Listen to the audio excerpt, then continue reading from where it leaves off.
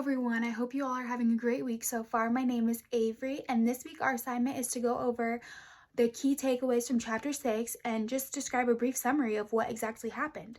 So, the first thing that I want to discuss is under the section Nurturing Socio-Emotional Development.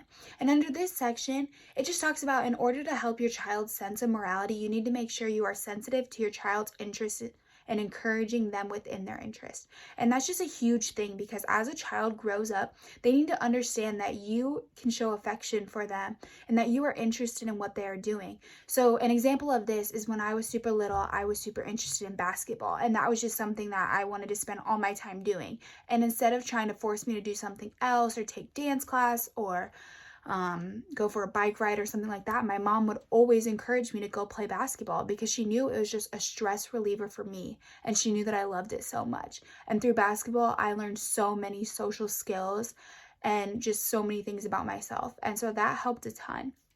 The next section that I want to talk about is emotional and personality development. And Sandrock mentions on page 174, children's developing minds and social experiences produce remarkable advances in the development of the self, emotional maturity, moral understanding, and gender awareness. And I just really want to point this out because children's minds during childhood are developing so much. And through this stage, it is so important for a parent to make sure that they are there and that they're trying to help their child as much as they possibly can to develop a sense of self. Because a child learns from the experiences and the environment around them. And that's just something that is so important for everybody to understand.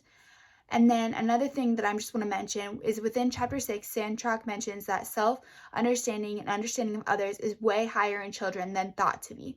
At such a young age, we learn how to understand people and read them. And a good example of this is as a child, when I used to see my mom sad, I would do the best I possibly could to just comfort her and to tell her that everything was okay. And the thing about this that now I'm realizing is that she never was crying tears. So how did I know? How did I know that she was sad? And it's just by her body language and her attitude and her actions that I could just tell that she was sad. And that is crazy for that the child's ability to understand and to read others is that high at such a young age. Because I was little. I was barely talking and saying sentences, and I knew that my mom was sad and that she needed me to comfort her. And that's just something that I don't think a lot of parents realize that their child had the understanding of until it was brought to research. And then they started realizing how much their child knows at such a young age. And as young children go through childhood, they start to realize how to understand the emotions they are seeing by others and also understand their own emotions. So as young babies, we just see them cry and cry and cry for hours. And we're like, why are you crying? Like, what could you possibly be feeling? But that's just their way of expressing all the emotions that they have. Because they can't tell you that they're happy. They can't tell you that they're sad. So all they do is just express their emotions. But they can't actually tell you in words how they are feeling. And that just changes from the ages of 2 to 4 when children are now able to describe some of the emotions that they are feeling through words or little actions that they do. So for instance, if they're hurt, they might go up to their parent and point at their finger and show their parent where it is hurting. Whereas a baby can't do that, of course. So their reaction is just to cry. And that makes so much sense. And then the last thing that I really just want to touch on is caregiver support. And that is just really mentioned throughout this chapter is because how does a parent handle their child's emotions and how do they regulate them? And this is the huge debate of mother versus father parenting and how a mother handles her child's emotions, whereas a father handles his child's emotions. And so a mother might be more comforting, more sensitive, whereas a father, if their kid is crying and fussing, the father might be more disciplined and say, no, stop crying. But it's just all about maintaining and a balance of caregiver support so that the mom is sensitive, the dad has discipline, and your child is receiving both so that they develop skills and so that they know what is right from wrong.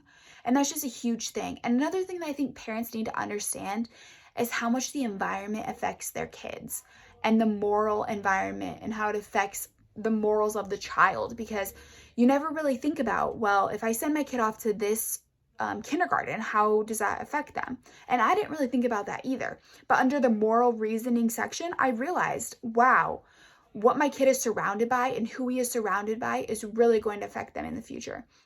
And so that is what I think a lot of parents need to realize is the environment around your child is how they are developing, and what they see is how they are going to respond and act in situations later on in life.